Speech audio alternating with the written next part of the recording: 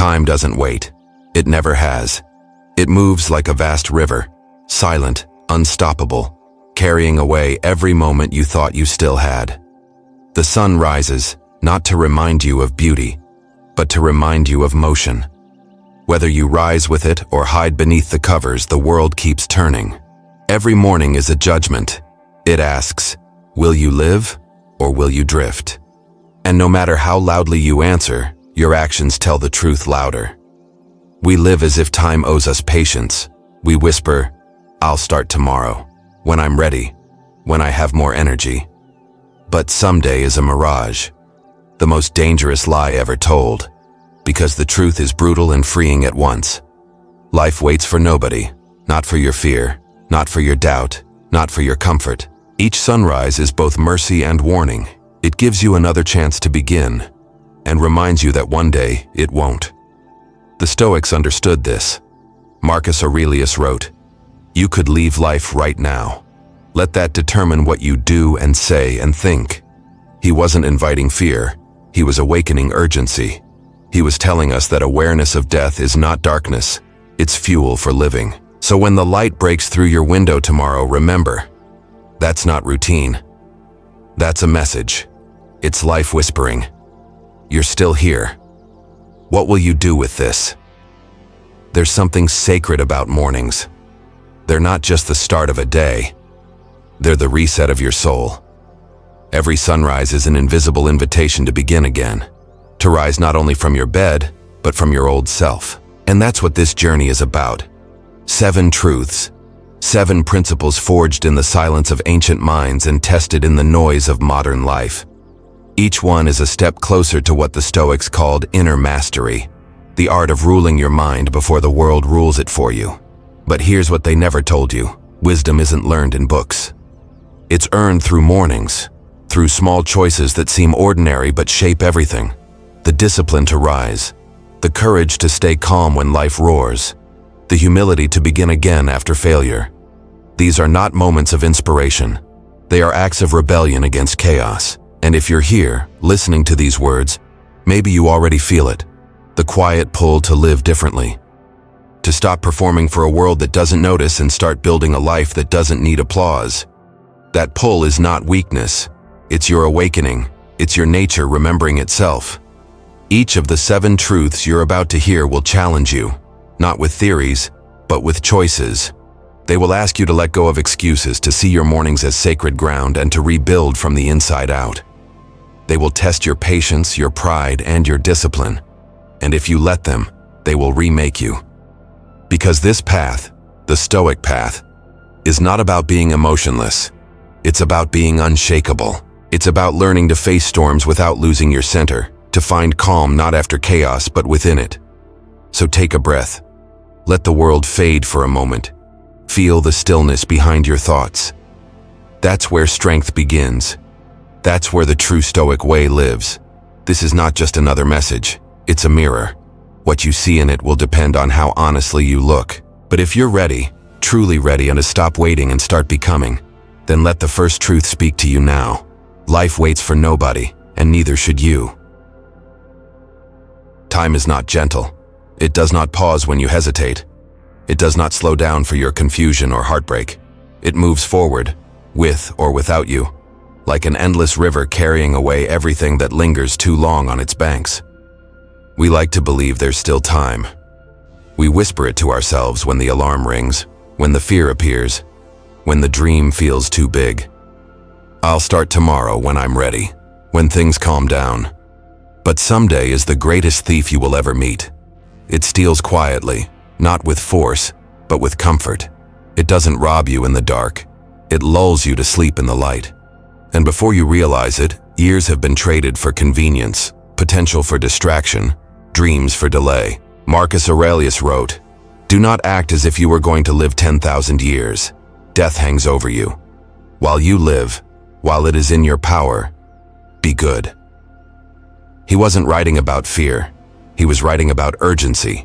Because to live as though you have forever is to waste the only thing you truly own, this moment. Neuroscience now explains what the Stoics already knew. When you procrastinate, your brain releases dopamine, the same chemical that rewards progress. The mind mistakes planning for doing, comfort for achievement. That's why you feel a strange relief when you say, "I'll do it later." The brain celebrates the lie, but nothing changes.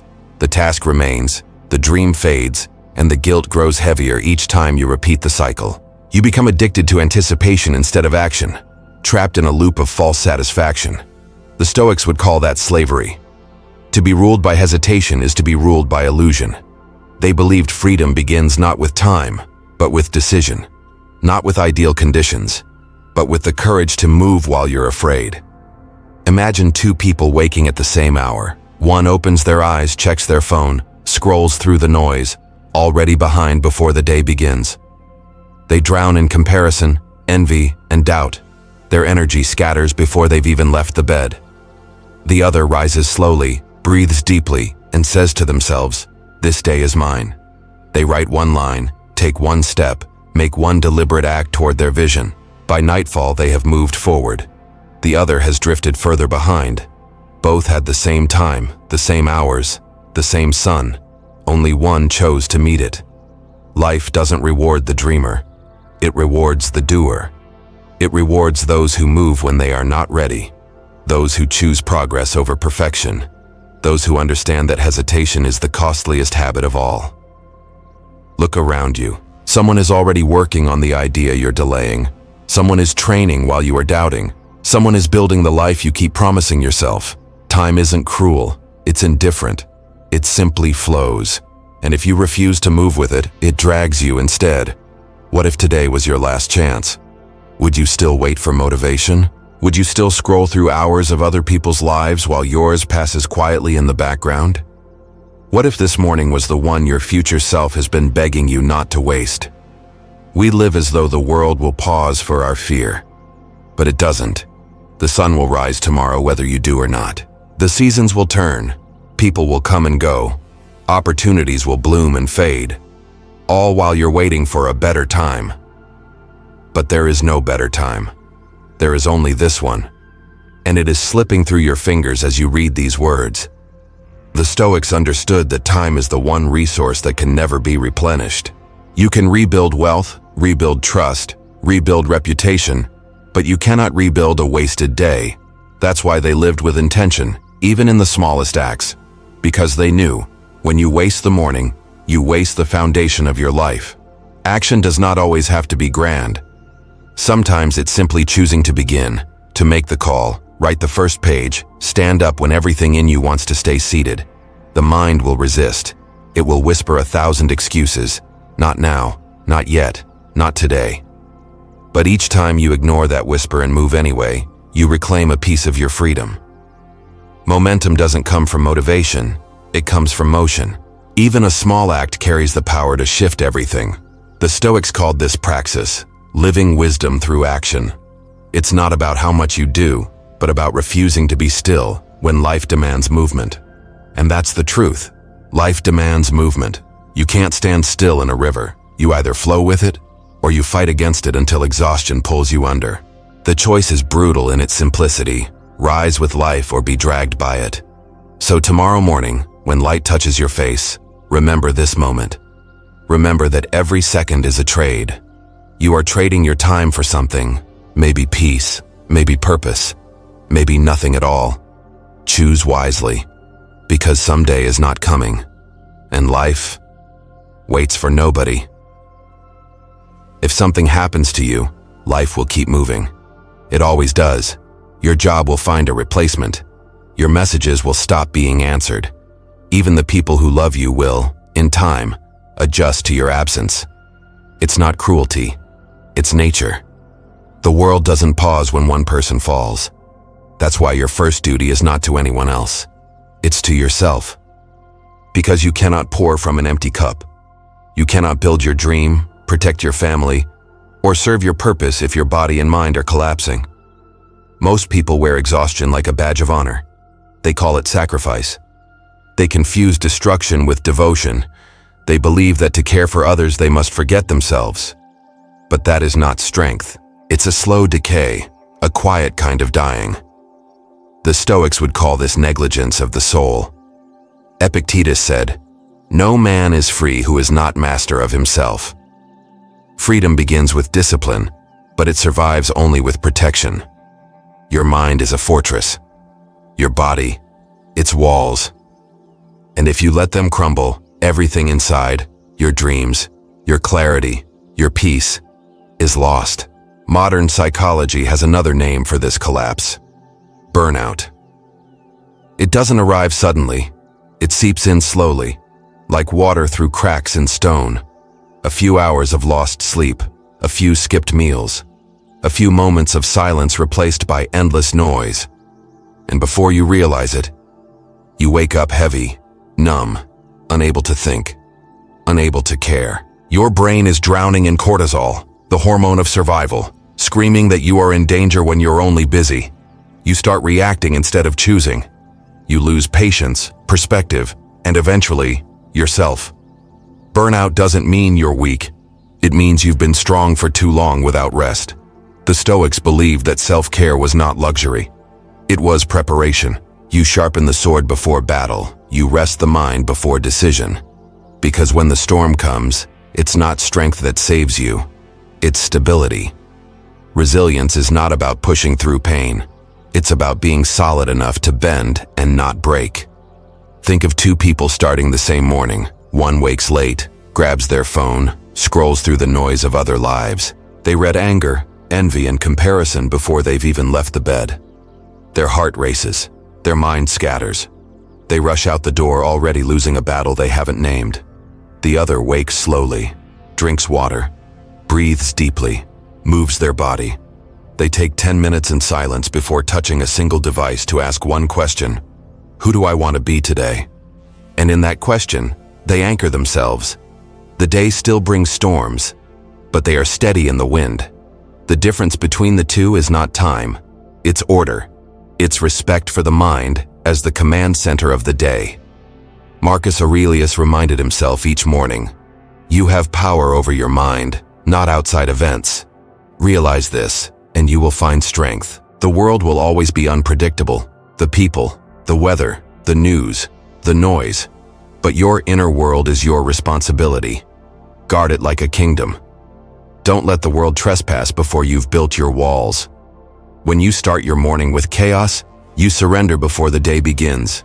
But when you start with care, you step into the world already armed, calm, alert, unshakable. And here's the truth. Caring for yourself is not selfish.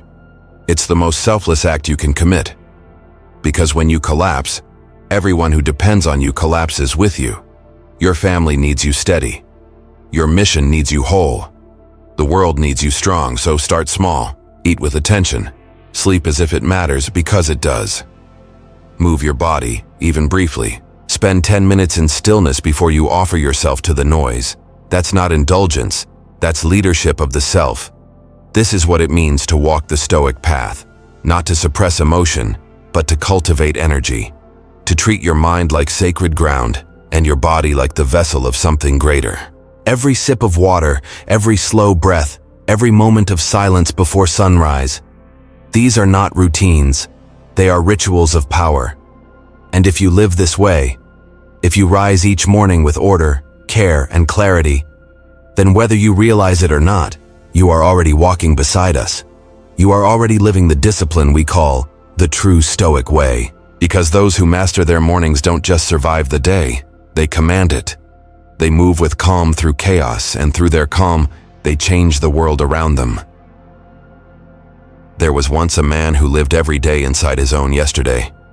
He woke each morning replaying the same scenes, the mistakes, the missed chances, the words he wished he hadn't said.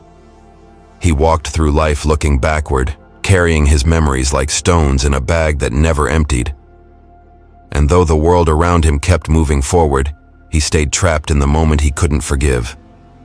He thought regret was punishment, but regret is not punishment. It's attachment. It's the mind refusing to accept that time only moves in one direction. The Stoics understood this.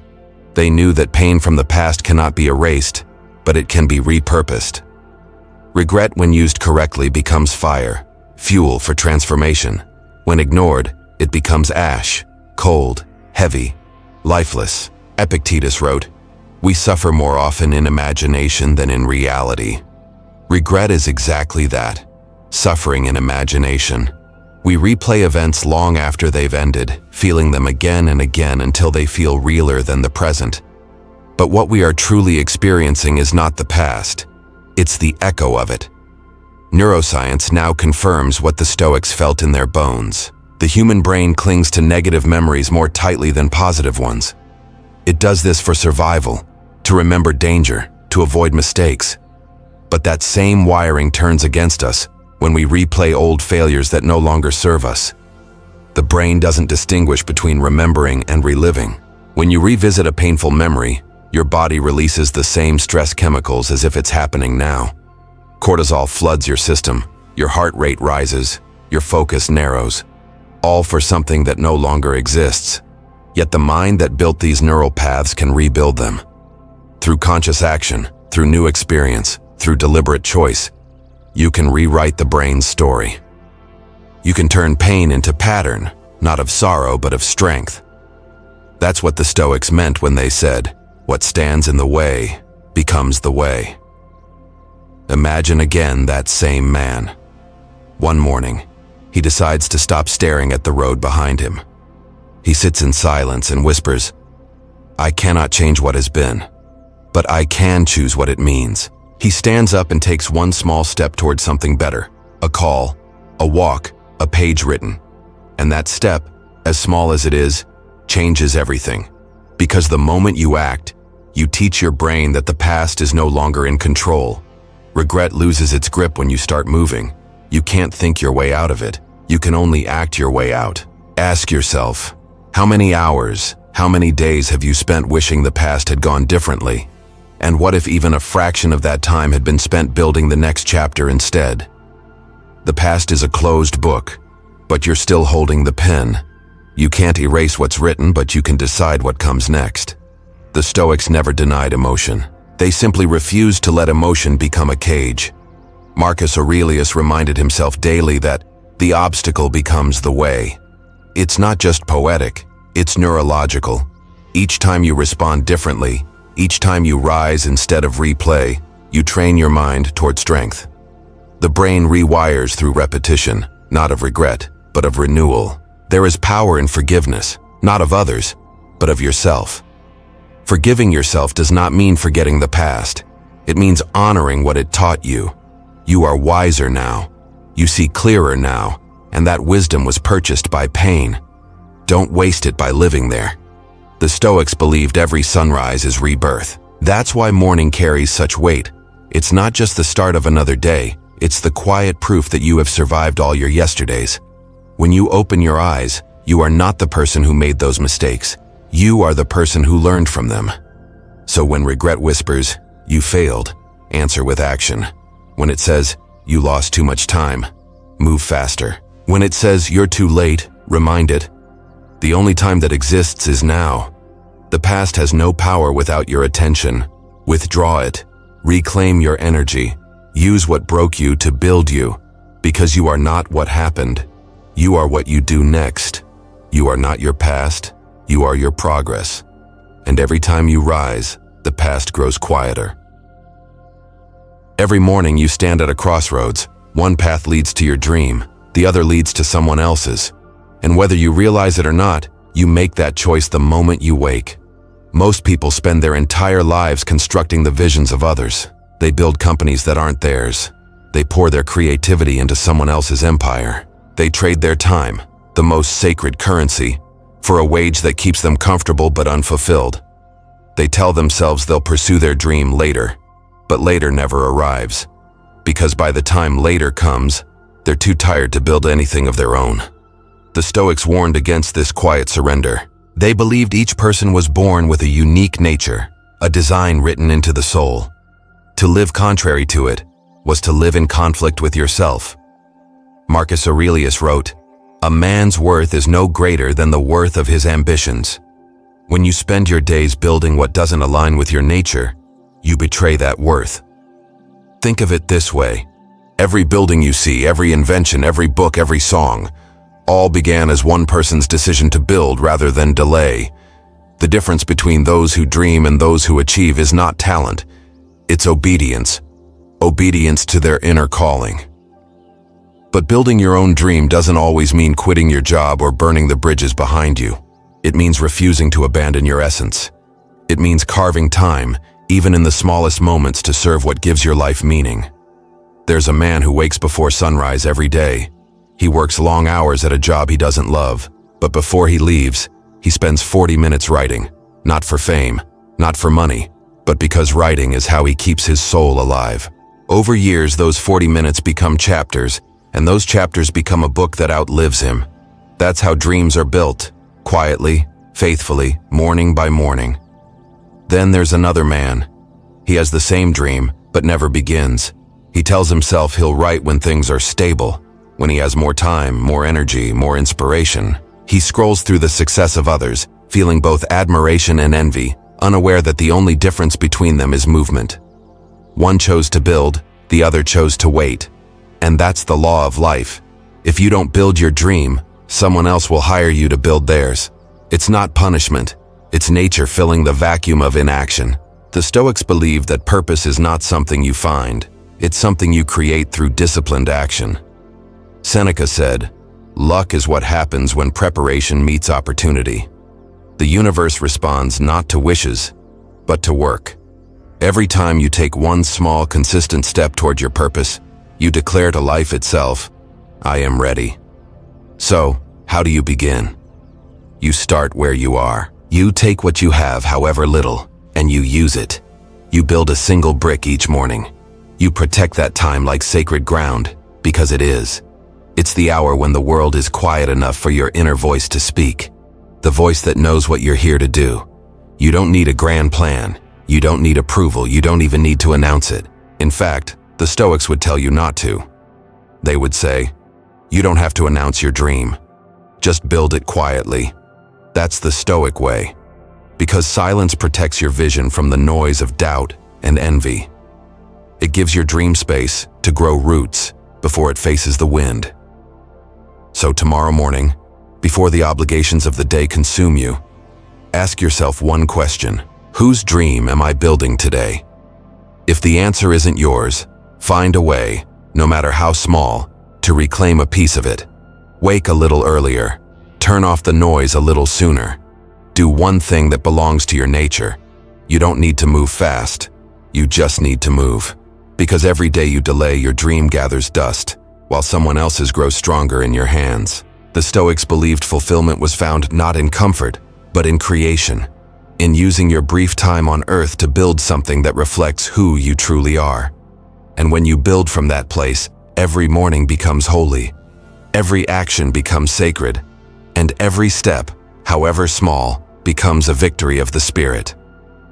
So build quietly. Build patiently.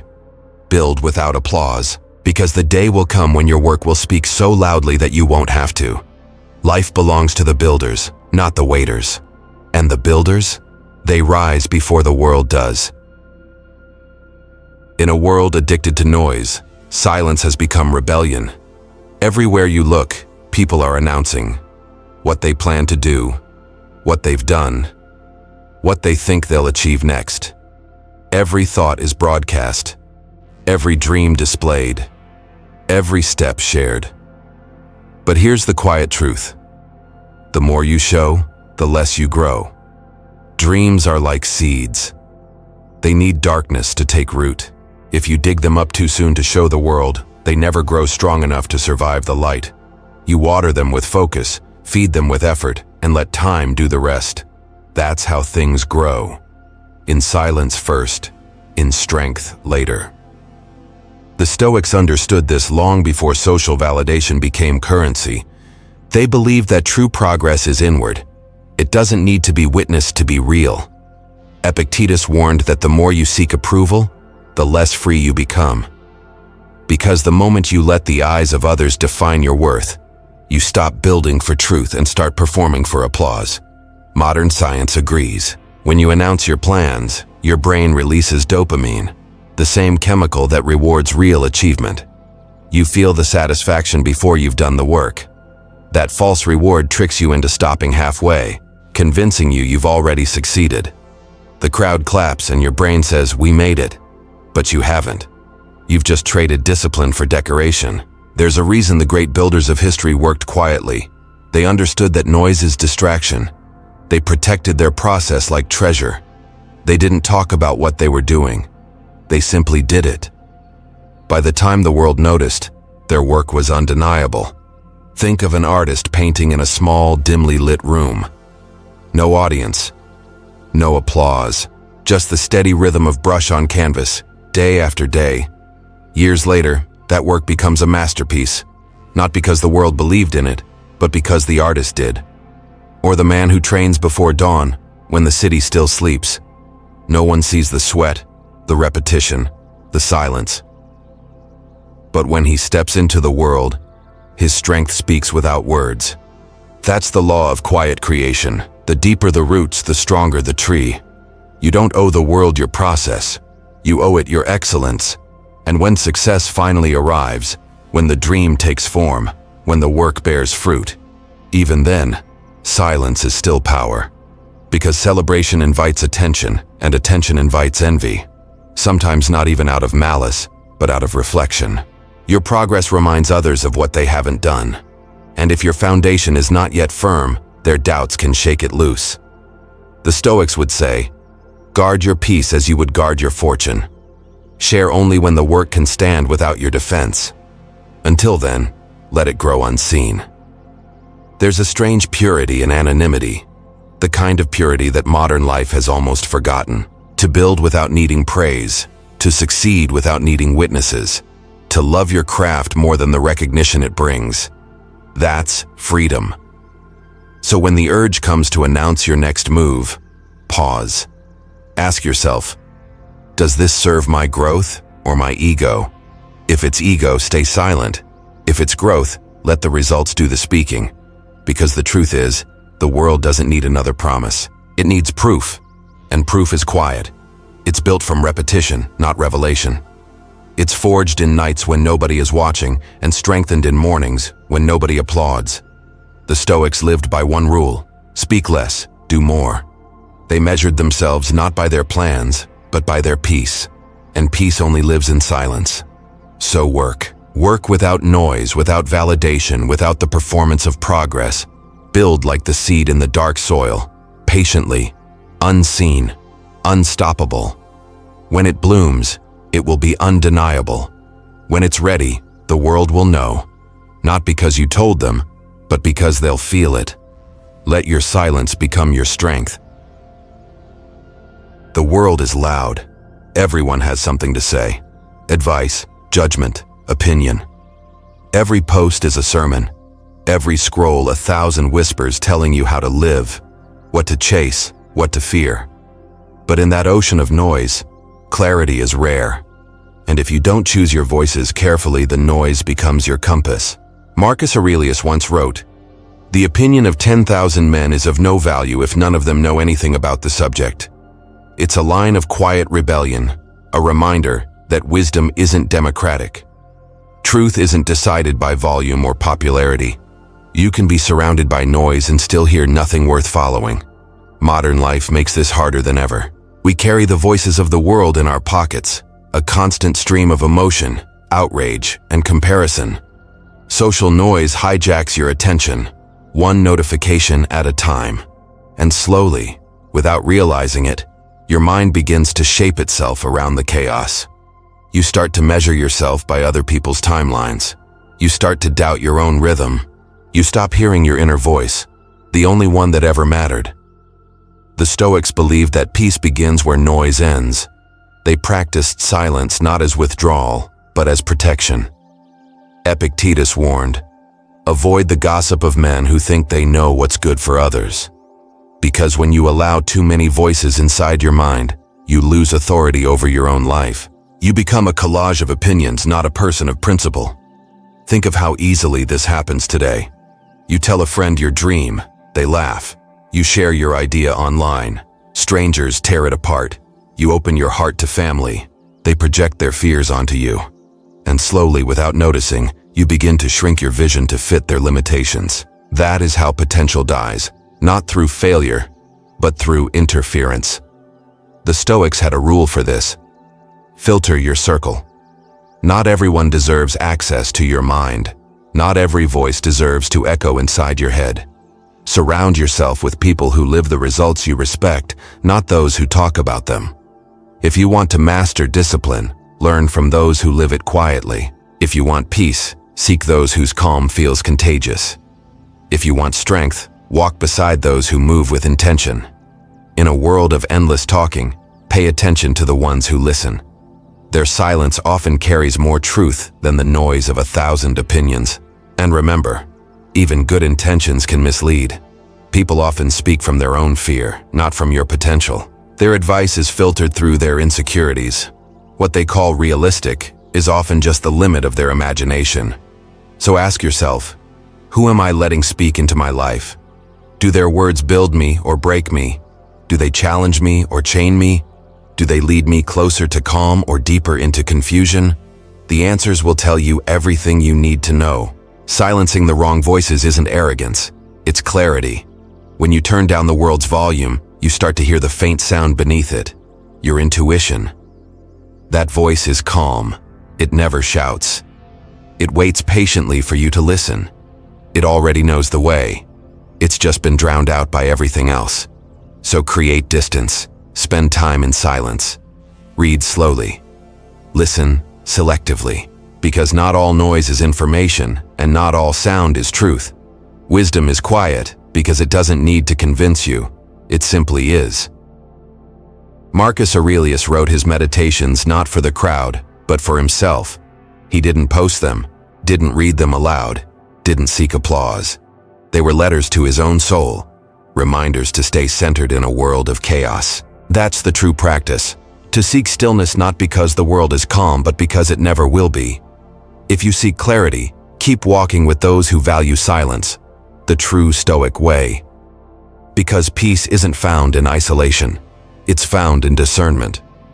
And the moment you learn to listen selectively, the noise fades, the mind clears, and truth, quiet, steady, and unmistakable, begins to speak. Excuses are easy. They sound reasonable, they feel justified, and they always arrive right on time. The mind whispers them like lullabies. I'm tired. I'll start tomorrow. It's not the right moment. And in that whisper, another day is lost. Life doesn't reward reasons. It rewards rhythm. It doesn't care about what you planned, only what you practiced. Seneca once wrote, "It is not that we have a short time to live, but that we waste much of it." He wasn't talking about the hours we lose, but the patterns we repeat, the endless cycle of intention without action. Every time you make an excuse, you build a wall between yourself and your potential. Every time you act, even imperfectly, you chip away at it.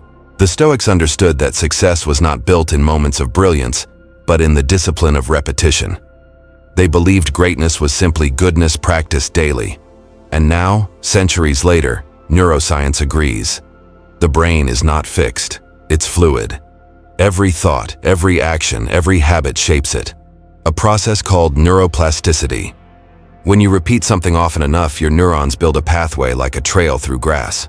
At first, it's rough and overgrown, but with each step, it becomes clearer, faster, easier to walk. That's how habits form. Consistency rewires the brain. Excuses do not. The problem is that most people wait to feel ready before they act. They believe motivation comes first, action second.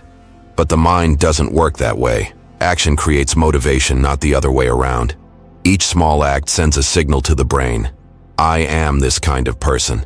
And the brain, always eager to conserve energy, begins to believe you. You don't become disciplined in a day. You become disciplined by keeping one small promise to yourself again and again until it feels unnatural to break it. That's how the Stoic builds strength, not in the gym of the body, but in the repetition of the will. Think of a sculptor. He doesn't strike the marble once and expect perfection. He chips away day after day, blow after blow, until the form hidden inside finally emerges. Your life is no different. Each morning you wake to the same stone, your habits, your fears, your distractions, and every act of discipline, however small, shapes who you are becoming. The opposite is also true. Every excuse deepens the groove of avoidance in your brain. The more you postpone, the easier postponement becomes. Neural pathways don't care whether they lead to power or weakness. They only follow the roads you walk most often. So the question is simple. Which road are you paving? The road of effort or the road of avoidance? Consistency is sacred because it transcends mood.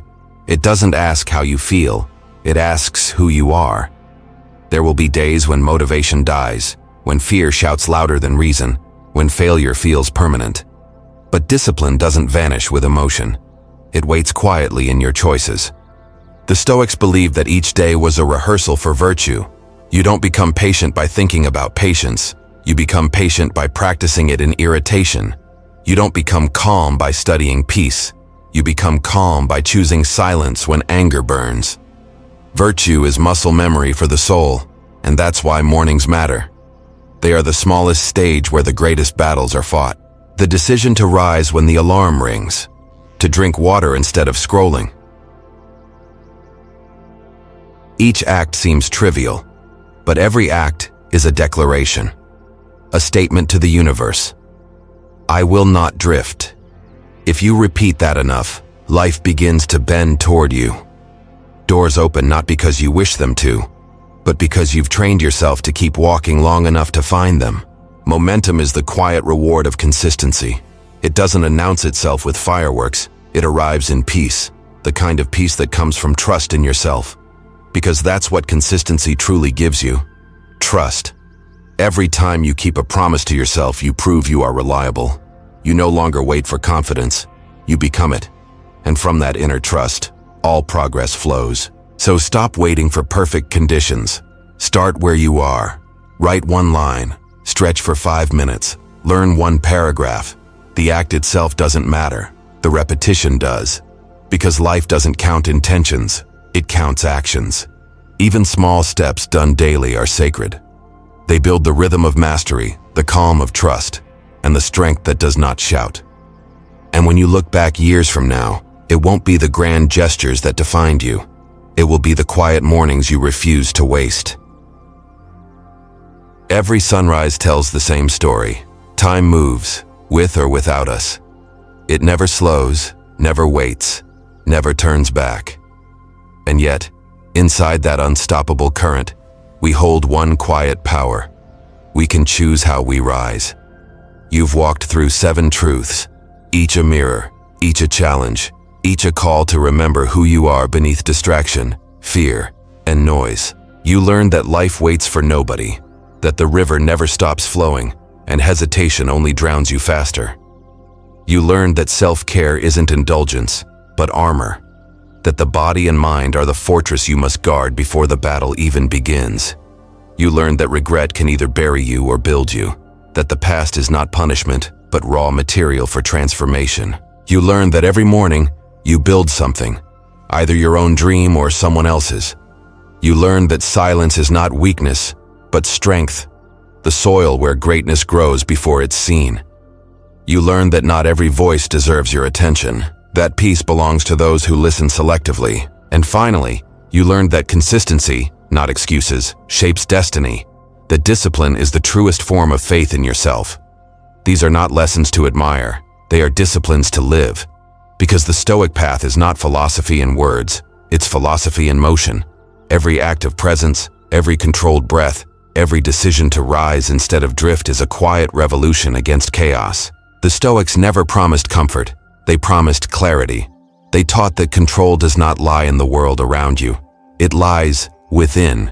You cannot control how time passes, but you can control how you rise inside it. And that is everything. Think about what happens when you live this way. The noise fades. The storms still come, but you stop breaking. You begin to move through life with the calm of someone who knows what truly matters. You stop chasing approval. You stop waiting for perfect moments. You start building from stillness, acting with precision, living with purpose.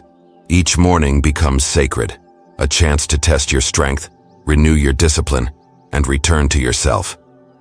That's what it means to walk the true Stoic way. It's not about being untouchable. It's about being unshakable. It's not about escaping life's storms. It's about standing in them without losing your ground. When you live this way, you stop needing the world to be calm because you have learned to be calm within it. This philosophy doesn't belong to the past. It belongs to this moment, to you, to me, to everyone trying to stay steady in a restless world. It's a movement, a mindset, a practice of mastery shared by those who rise each morning with quiet purpose and unyielding resolve. You can join that movement not by words but by action, not by chasing motivation but by living mastery. If these truths have stirred something within you, if they've reminded you of the person you once were or the one you still want to become, then take this as your invitation. Subscribe, not for motivation, but for mastery. Because mastery is not loud. It's built in silence, lived with discipline and carried with grace. Tomorrow morning, when the light touches your face, remember, you can't stop time, you can't control the river, but you can decide how you enter it. You can rise tired or rise ready. You can drift with the noise or move with purpose. You can let life happen to you, or you can meet it head on, calm, awake, and unafraid. That choice, repeated every morning, will shape the rest of your life. Not through grand gestures, but through quiet, deliberate action. That is where strength is born. That is where mastery begins. So, take a breath, feel the silence beneath everything, and carry this final truth with you. We rise stronger every morning. Together, the true Stoic way.